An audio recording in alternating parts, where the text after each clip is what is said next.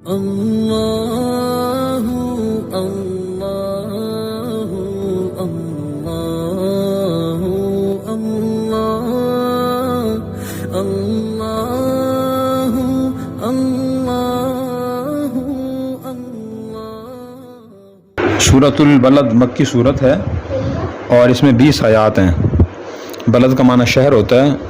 اعوذ باللہ من الشیطان الرجیم، بسم اللہ الرحمن الرحیم۔ لا اقسم بہذا البلد، یہاں لا اضافی ہے، ایسا کوئی معنی نہیں ہے۔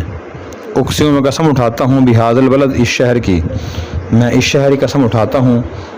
وانت حل بہذا البلد، وانت اور آپ حل ٹھہرے ہوئے ہیں، بہذا البلد اس شہر میں، دوسرا معنی، اور آپ حل کا معنی آپ کے لیے حلال ہے ہو یہ شہر۔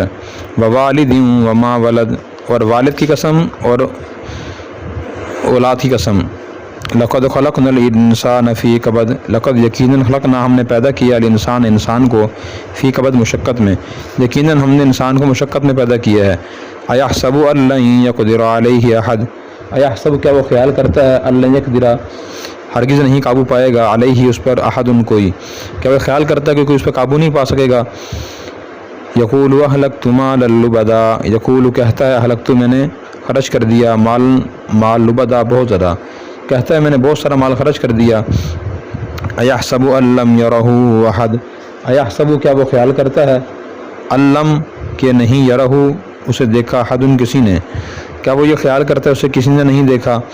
الم نجعل لہ عینین، الم کیا نہیں، نجعل ہم نے بنائی، لہو اس کے لیے، عینین دو آنکھیں، کیا ہم نے اس کی دو آنکھیں نہیں بنائی۔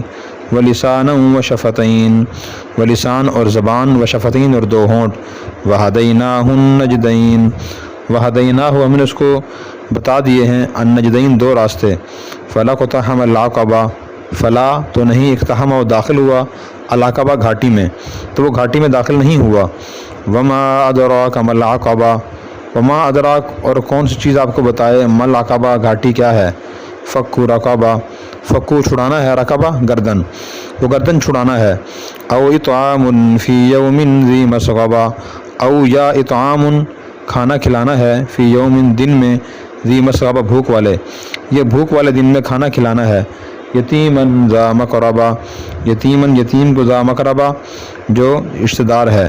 او مسکینن ذا متربہ، او یا مسکینن مسکین کو، ذا متربہ جو مٹی میں ملنے والا ہے، جس مسکین کو جو مٹی میں ملنے والا ہے۔ ثم کان من الذین آمنوا وتواصوا بالصبر وتواصوا بالمرحمہ، ثم پھر کانا ہوا من الذین ان لوگوں میں سے، آمنوا جو ایمان لائے، وتواصوا اور انہوں نے آپس میں تاکید کی، بالصبر صبر کی، وتواصوا اور تاکید کی، بالمرحمہ رحم کی۔ پھر وہ ان لوگوں میں سے بھی ہو جو ایمان لائے اور انہوں نے آپس میں صبر کی تلقین کی اور رحم کی تلقین کی۔ اولئک اصحاب المیمنہ، اولئک یہ لوگ اصحاب المیمنہ دائیں ہاتھ والے ہیں۔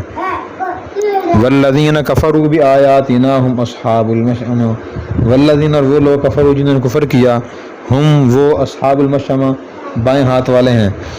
علیہم نار مؤصدہ، علیہم ان پر، نار آگ، مؤصدہ بند کی جائے گی۔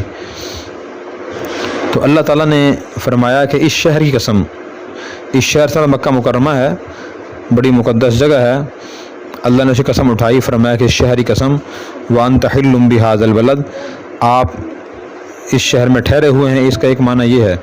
دوسرا معنی اس کا مفسرین نے یہ بیان فرمایا کہ حل سے مراد یہ ہے کہ ایک وقت آئے گا کہ آپ کے لیے یہاں لڑائی حلال کر دی جائے گی، ویسے مکہ مکرمہ حدود حرم میں لڑائی پہلے حلال نہیں تھی۔ تیسرا معنی یہ بیان فرمایا گیا ہے کہ لوگ آپ کو اس شہر میں حلال سمجھتے ہیں، یعنی کفار آپ صلی اللہ علیہ وسلم قتل کرنے کو معاذ اللہ حلال سمجھتے تھے۔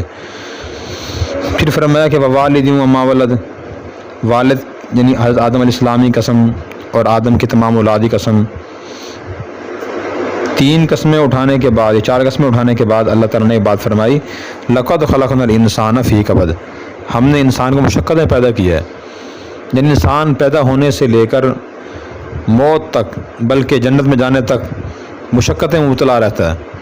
کیسے مشقتیں مبتلا رہتا ہے؟ پیدائش کی تکلیف برداشت کرتا ہے، پھر اس کے بعد ماں دودھ چھڑاتی ہے، اس کی تکلیف برداشت کرتا ہے، مشقت برداشت کرتا ہے، پھر اس کے بعد تعلیم و تربیت حاصل کرنے میں مشقت برداشت کرتا ہے، پھر اپنی ضروریات کو حاصل کرنے کے لیے، اپنی زندگی میں سہولیات پیدا کرنے کے لیے انسان مشقتیں برداشت کرتا ہے، گرمی، سردی، غمی، خوشی، غمی کی، بیماری کی مشقتیں برداشت کرتا ہے، مخالفت کی مشقت برداشت کرتا ہے، پھر اس کے بعد موت کی مشقت، قبر کی مشقتیں، میدان محشر کی مشقتیں، اور پھر اس کے بعد اگر خدا نخواستہ جہنم میں گیا تو اس کی مشقتیں انسان برداشت کرے گا۔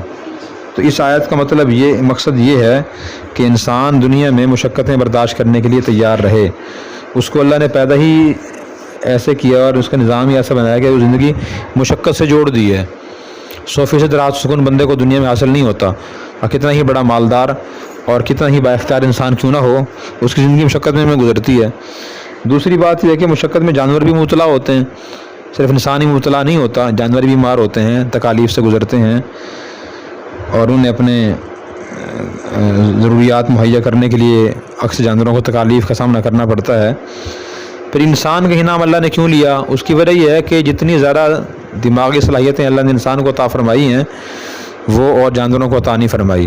جسمانی لحاظ سے انسان کمزور بھی ہے، اکثر جانور انسان سے زیادہ طاقتور ہیں، لیکن دماغی لحاظ سے انسان سب سے زیادہ طاقتور جانور ہے۔ اور جتنا زیادہ انسان حساس ہے، باشعور ہے، اتنی ہی تکلیف بھی زیادہ محسوس ہوتی ہے، مشقت زیادہ محسوس ہوتی ہے۔ اس لیے فرمایا کہ انسان مشقت برداشت کرنے کے لیے تیار رہے۔ اور جتنی بھی کامیابی ہیں سب کو اللہ نے مشقت سے جوڑا ہوا ہے، خواہ کامیابی دنیا کی ہوں یا آخرت کی۔ آخرتی کامیابی انسان کو نیک اعمال سے ملتی ہیں، اور نیک اعمال کرنے میں مشقت ہوتی ہے۔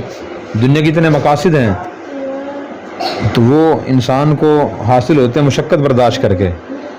تو اس لیے آدمی کو مشقت سے ریچھ نہیں چڑھانا چاہیے اور مشقت برداشت کرنی چاہیے۔ پھر فرمایا کہ انسان یہ سمجھتا ہے، انسان کافر، مجھے کوئی قابو نہیں کر سکے گا، اور میں نے بہت سا مال خرچ کر دیا۔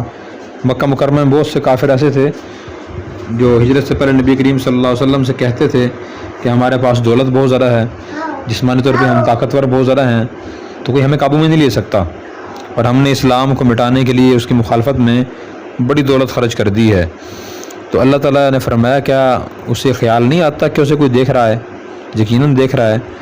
الم نجعل لہ عینین، کیا ہم نے انسان کو دو آنکھیں نہیں دی؟ آنکھیں بھی اللہ کی عظیم الشان نعمت ہے جن سے انسان دنیا کی چیزیں دیکھتا ہے، صحیح غلط میں فرق کرتا ہے، صحیح کا انتخاب غلط کو چھوڑ دیتا ہے۔ آنکھیں ہیں، ان کے اوپر پھر پلکیں ہیں، پھر بھویں ہیں۔ بھویں اللہ نے بنائی ہیں تاکہ یہ کوئی چیز براہ راست آنکھوں میں داخل نہ ہو، پلکیں بنائی ہیں تاکہ مٹی گرد و غبار کو یہ روکیں، اور انسان کی آنکھوں کے اوپر پیشانی کی ہڈی اور نیچے چہرے کی ہڈی رکھی ہے تاکہ انسان گر بھی جائے، کوئی چیز اگر سامنے سے نقصان دہ چیز آئے تو وہ ہڈیاں اسے روک لیں، آنکھ میں نہ جائے وہ چیز۔ اور اسی طرح اس میں باریک باریک رگیں ہیں، اور ہزاروں قسم کے رنگ انسان کی آنکھ دیکھتی ہے اور سب میں فرق کرتی ہے۔ ولسان و شفتین، اللہ نے زبان عطا فرمائی جو دل کی ترجمان ہے، جتنے خیالات دل میں پیدا ہوتے ہیں دل دماغ میں، ان کو الفاظ کا لباس پہنا کر زبان باہر نکالتی ہے، اور یہ کام کئی گھنٹے مسلسل ہوتا رہتا ہے۔ جیسے میں بول رہا ہوں، دل و دماغ میں خیالات آ رہے ہیں اور فوراً ان کے الفاظ بن رہے ہیں، الفاظ بننے کے بعد زبان سے ادا ہو رہے ہیں۔ کتنی مشینیں کام کر رہی ہیں، کہ زبان بھی اللہ کی عظیم الشان نعمت ہے۔ وشفتین، اور ہونٹ بھی اللہ کی عظیم الشان نعمت ہیں۔ جیسے تلوار نیام کے اندر ہوتی ہے، اسی طرح یہ زبان انسان کے لیے ایک تلوار کی طرح بھی ہے، اور یہ دو ہونٹ اس کو بند کرنے کے لیے ہیں، دو ہونٹ اور دانت۔ تو یہ زبان ایسی نعمت ہے، اگر انسان اس کو صحیح استعمال کر دشمن دوست بن جاتا ہے۔ خدا نہ خاص غلط استعمال کرے، کسی کو گالی دے، دل آزاری کی باتیں کہے، الزام تراشی کرے، تو پھر یہی زبان انسان کے لیے بڑی خطرناک ہوتی ہے اور دوستوں کو دشمن بنا دیتی ہے۔ فَوَهَدَيْنَاهُ النَّجْدَيْنِ، ہم نے انسان کو دونوں راستے بتا دیے ہیں، جنت کا، جہنم کا، کامیابی کا، ناکامی کا۔ فَلَقْتَحَمَ الْعَقَبَةَ، وہ گھاٹی میں داخل نہیں ہوا۔ عقبہ گھاٹی کہتے ہیں، گھاٹی سے مراد وہ راستہ ہو جو دو پہاڑوں کے درمیان ہوتا ہے۔ جنگ کے دوران وہ راستہ بڑا کارآمد ثابت ہوتا ہے، انسان وہاں جا کر دشمنوں سے بچ جاتا ہے۔ تو اللہ تعالیٰ نے فرمایا کہ اکثر انسان گھاٹی میں داخل نہیں ہوئے۔ عقبہ کیا چیز ہے وہ؟ یہاں عقبہ سے مراد ثواب والے کام ہیں، کہ انسان اکثر ثواب والے کام نہیں کرتا. ثواب والے کام کون سے؟ فک و رقبہ، گردن چھڑانی ہے. یعنی کہ مسلمان ناک کسی جگہ قید ہو جائے یا مسلمان غلام ہو، اس کو رہائی دلانا، آزادی دلانا، یہ بہت بڑی نیکی ہے. حدیث میں آتا ہے کسی مسلمان غلام کو آزاد کرائے گا تو اللہ تعالیٰ قیامت کے دن اس آزاد کیے ہوئے غلام ہر عضو کے بدلے میں آزاد کرنے والے ہر عضو کو جہنم سے آزاد فرمائیں گے. تو آگے غلام تو نہیں ہوتے، آدمی ناحق قید ہو اسے رہائی دلانا بہت بڑا ثواب کا کام ہے، یہ نیکی کا کام ہے. او طعام فی یوم ذی مسغبہ، یا جس افلاس فقر و فاقہ ہو، قحط پڑا ہو، یا کوئی آدمی بھوکا ہو، اس سے کھانا کھلانا، یہ بھی بہت بڑا ثواب کا کام ہے. حدیث میں آتا ہے جو کسی کو دنیا میں کھانا کھلائے گا اللہ اس کو جنت کے پھل کھلائیں گے. یتیماً ذا مقربہ، ہر انسان کو کھانا کھلانا باعث ثواب ہے، لیکن یتیم جو رشتہ دار بھی ہو اس کو کھلانا زیادہ باعث ثواب ہے. حدیث میں آتا ہے کہ عام آدمی پر صدقہ خیرات ہی ہوتا ہے، اور رشتہ دار کو صدقہ خیرات دینا 2 ثواب رکھتا ہے، صدقہ بھی اور صلہ رحمی کا ثواب بھی. پھر فرمایا کہ او مسکین ذا مقربہ مطربہ، مسکین جو مٹی ملا ہو، نہایت غریب شخص ہو، اپنی ضروریات اس کے پاس پوری نہ ہوں، یہ اس کو کھانا کھلانا ہے، یہ بھی نیکی کام ہے. اللہ نے بندوں کے حقوق بیان فرمائے ہیں. پھر فرمایا کہ ثم کان من الذین آمنوا، پھر وہ آدمی ان لوگوں میں سے بھی ہو جو ان میں شامل ہو، ایمان بھی لے کر آئے. تو یہ باقی جو انسانی خدمت ہے وہ اس وقت تک باعث ثواب نہیں بنتی جب تک آدمی کے پاس ایمان نہ ہو. ایمان ہوگا تو یہ خدمت انسانیت باعث ثواب بنے گی اور آخرت میں اس کا اجر ملے گا. تو میں کہ ایمان لائے اور صبر کی تلقین کرے. دنیا میں تکالیف پریشانیاں بہت زیادہ آتی ہیں تو آدمی لوگوں کو صبر کی تلقین بھی کرے. وتواصوا بالمرحمہ، اور آپس میں رحم کی تلقین کرے کہ رحم دلی کا معاملہ کرنا چاہیے. میں یہ لوگ دائیں ہاتھ والے ہیں، مراد یہ ہے کہ ان کو نام اعمال قیامت دائیں ہاتھ میں ملے گا. اور جن لوگوں نے کفر کیا اور ہماری آیات کو جھٹلایا، یہ لوگ بائیں ہاتھ والے ہیں، ان کو نام اعمال بائیں ہاتھ میں ملے گا. علیہم نار مؤصدہ، انہیں جہاں ان پر آگ بند کر دی جائے گی، یعنی آگ میں جب جائیں گے یہ پھر دروازہ بند کر دیا جائے تاکہ یہ باہر نہ آ سکیں. اللہ تعالیٰ ہمیں بری خصلتوں سے بچائے، اچھی صفات اپنانے کی توفیق عطا فرمائے. اور اگر آپ نے ابھی تک ہمارا چینل سبسکرائب نہیں کیا تو فوراً سبسکرائب کیجئے، ساتھ ہی بیل آئیکن پر کلک کریں تاکہ مزید آنے والی ویڈیو ہے وہ آپ کو وقت پر ملتی رہیں. اللہ حافظ.